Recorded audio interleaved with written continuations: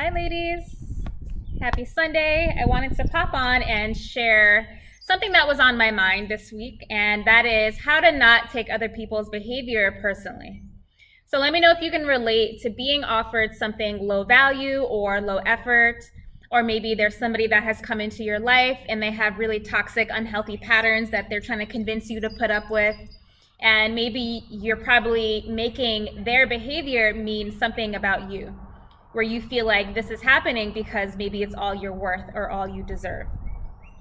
Well, I want you to start looking at other people's behaviors as an invitation. So either people are inviting you into a healthy, secure party, or they're inviting you into a party that's more dysfunctional. And I want you to remember that you actually always have the agency to either accept or reject certain people's offers.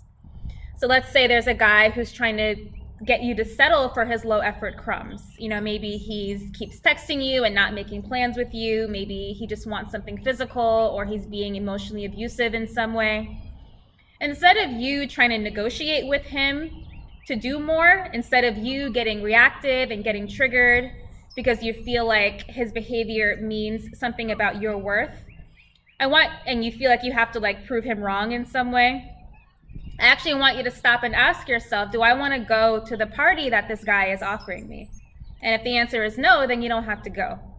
Because I know it's easy to make other people's behaviors mean something about you, where you feel like it's happening because it's all you deserve, or you feel like you have to fight with that person to make them act differently, or you feel like you have to put up with it because there's nothing better out there for you.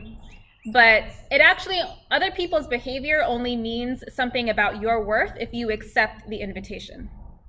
So if you put up with it, that's you consenting to the treatment. Whereas if you decline it, that's you learning to stand in your power and standing in your worth. So do you want to go to the party where, it's a married man and he wants you to be his mistress to use as a distraction? Or do you want to go to the party where the guy is actually emotionally available and he's honoring you like a goddess and he's actually devoted to you? You always have that choice. And I know it sounds silly, but that's the point. The point is to give you this pattern interrupt so that you're not automatically reacting, so you're not automatically arguing with these people, trying to change them or trying to convince them to act differently, so you're not automatically getting triggered and getting emotional. But for you to actually stop, observe what's being offered, reflect on what's being offered, and then decline it if it doesn't work for you. And I talk a lot about boundaries on my page, and boundaries are not about you changing other people or trying to convince other people to act a certain way. Boundaries are about you getting clear on who you are, getting clear on what you are or aren't available for, and then adjusting your life and the people in it accordingly.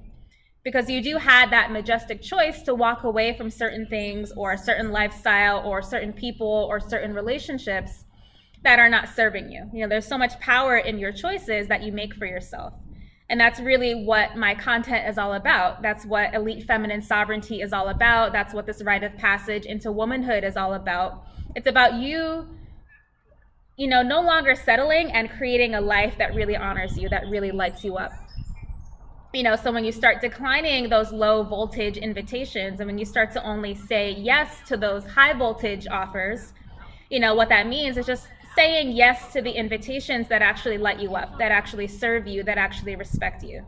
When you're able to do that, that actually allows your life to blossom. And that's when you see yourself, respect yourself a lot more, when you start to hold yourself in that higher reverence. So when you do have that ability to say no to those low effort invitations, when you have that ability to walk away, there's actually a lot of strength that you build when you're able to do that. There's a lot of confidence when you're able to do that for yourself.